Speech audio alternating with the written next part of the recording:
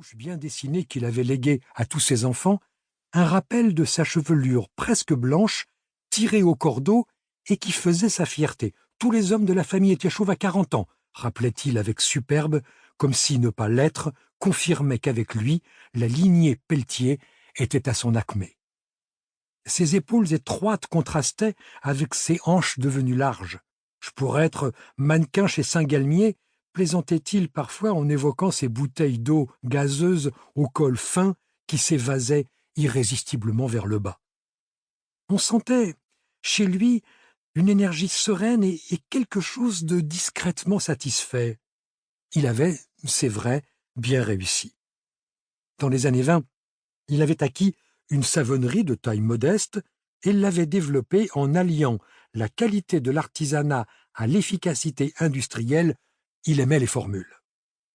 Dans son esprit, cette manufacture, située à un jet de pierre de la place des Canons, était destinée à devenir la principale industrie de la ville. En quelques années, les Pelletiers seraient à Beyrouth ce que les Vandel étaient à la Lorraine, les Michelin à Clermont ou les Schneider au Creusot. Il en avait, depuis, un peu rabattu sur ses prétentions, mais se targuait d'être à la tête d'un fleuron de l'industrie libanaise, ce que personne n'aurait eu le cœur de lui contester.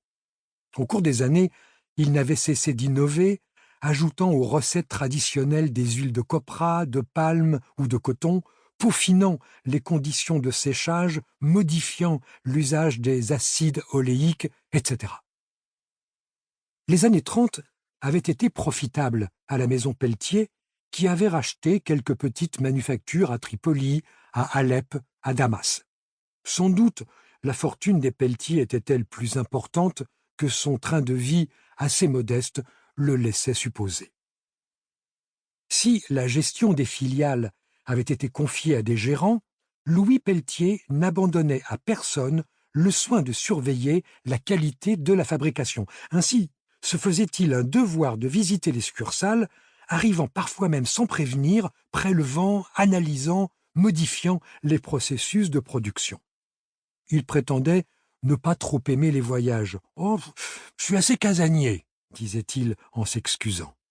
Il avait bien de vagues responsabilités dans une fédération d'anciens combattants qui l'amenait à des déplacements à Paris, mais, visiblement, elle ne pesait pas pour grand-chose dans son existence parce que toute son énergie, tout son talent, toute sa fierté se concentraient sur la fabrique et la qualité de son savon.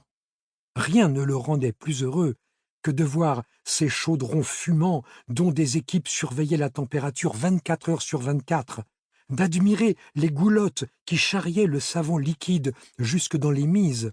Le découpage en pain et en blocs lui mettait les larmes aux yeux.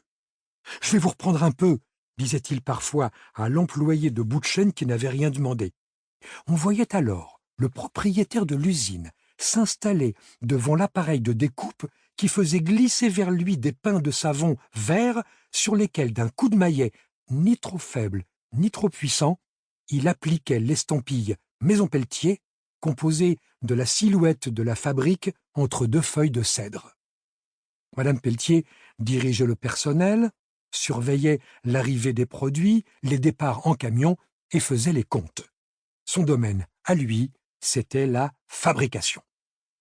Il n'était pas rare qu'en pleine nuit, il prenne son vélo, il n'avait jamais essayé de conduire une automobile, et se rende à l'usine pour procéder lui-même à des prélèvements qu'avec le maître savonnier de garde, il pouvait commenter jusqu'aux premières heures du matin.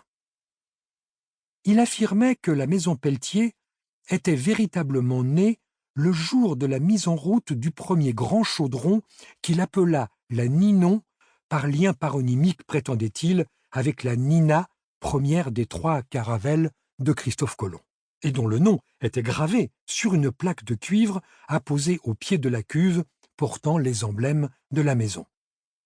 Madame Pelletier fronça les sourcils lorsque 2 ans plus tard, son mari baptisa la seconde cuve la Castiglione. Elle voyait mal le rapport avec la découverte de l'Amérique. L'installation de la 3e cuve, la Paiva, la plongea dans la perplexité. Elle interrogea François, réputé l'intellectuel de la famille parce qu'il avait... Pour continuer à écouter ce livre audio gratuitement, cliquez sur le lien dans la description et vous pourrez l'écouter en entier sans frais grâce à l'essai de 30 jours d'Audible.